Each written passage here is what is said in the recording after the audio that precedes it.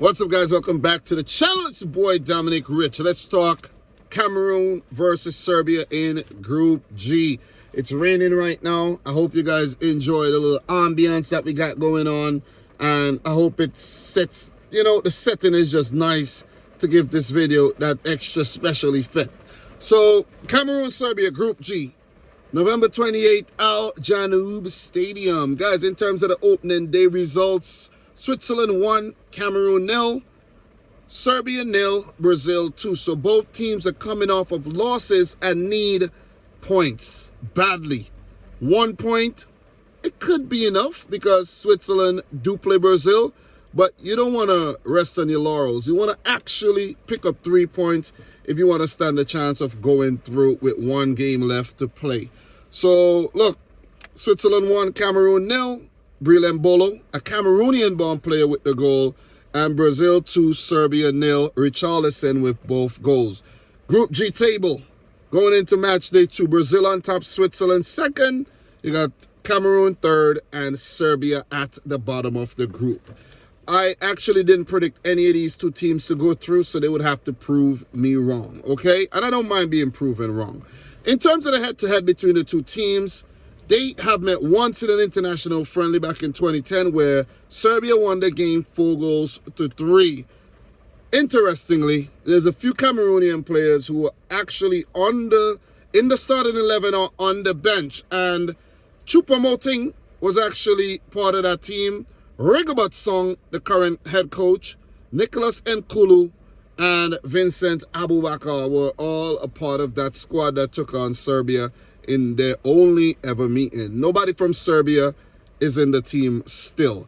So in terms of the form for both teams, the last 5 matches, the most recent forms, Cameroon do have 3 losses and 2 draws. So they haven't picked up any wins in their last 5, which means that they're definitely not in good form, guys. The World Cup form is horrible as well. We will get to that a bit later. Make sure you stick around to hear that key insight on Cameroon.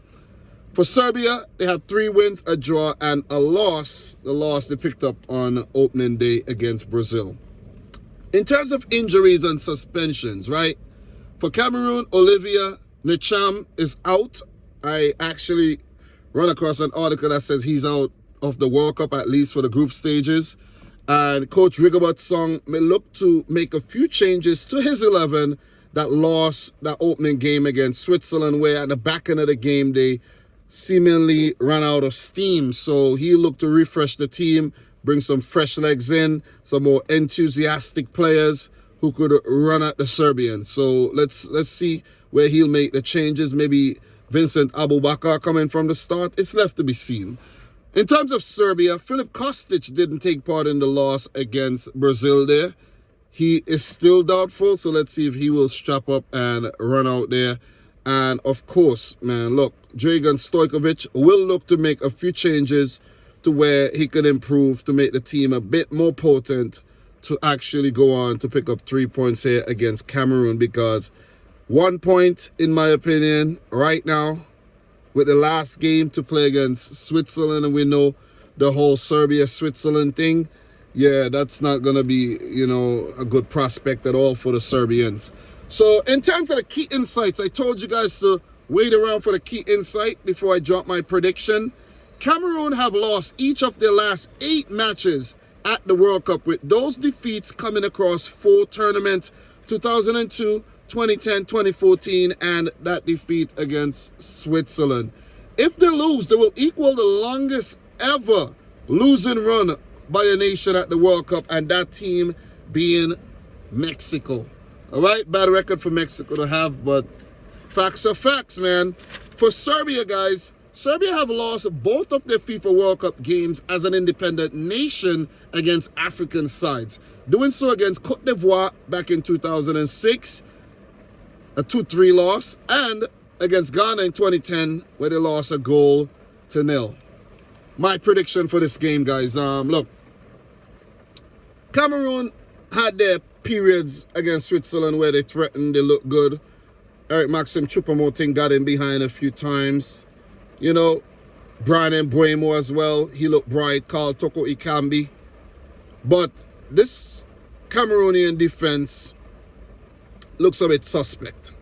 They have a quality goalkeeper in Andre Onana, but I just don't think Nicolas Nkulu is the man. I just don't think so. I really don't.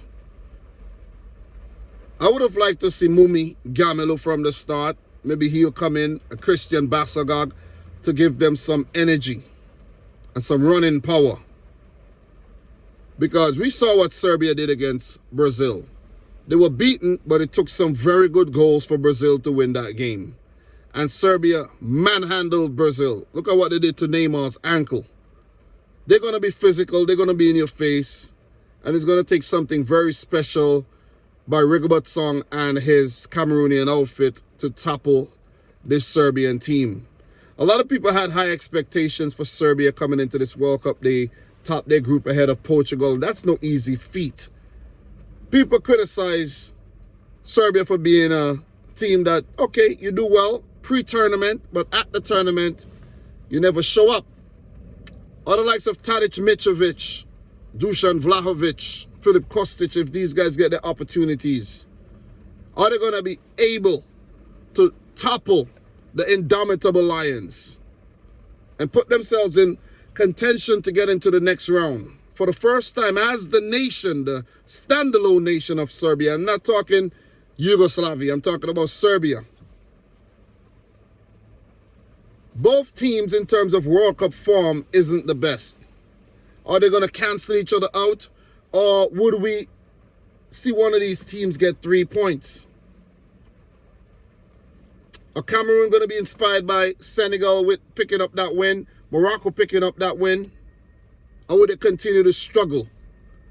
Serbia, are they going to be inspired by what Croatia did to pick up their win against Canada? If Croatia stays at the World Cup, Serbia would want to do the same. You see? I think they need to get that ball to Mitrovic more often. The service was a bit lacking against Brazil. And they need to change something against Cameroon. They need to take the game to Cameroon. And for Cameroon, they need to do the same. It needs to be an open game of football, a high tempo, high intensity type football game. But I just think this Cameroonian team does not have enough. And I could see Serbia and the quality that they possess in the team getting the better of Cameroon on the day, which would mean Cameroon would be eliminated if they do lose this game. But we've seen some upsets. And I think if Cameroon, I know Cameroon, they did well at previous World Cups, but if Cameroon ought to pick up a win here against a European nation, it's a massive win. It is a massive win. I could see Serbia winning this one 2-1. 2-1 to Serbia. Not impressed by Cameroon at all. I didn't predict them to qualify for the World Cup. I don't even think I predicted Serbia too, but Serbia, they have their moments. They could really, really punish this Cameroonian team anytime they slip up, and I could see them definitely doing so. Serbia to Cameroon 1 is my prediction. Guys, I'm going to keep it short and sweet. Let me know your thoughts down below. Let me know if I miss any major talking points, any breaking news, anything. Subscribe to the channel if you're new. Like the video if you haven't yet done so. And from your boy Dominic Rich, until next time, peace out. Rich Squad. Peace. Let it rain, man. Let it rain.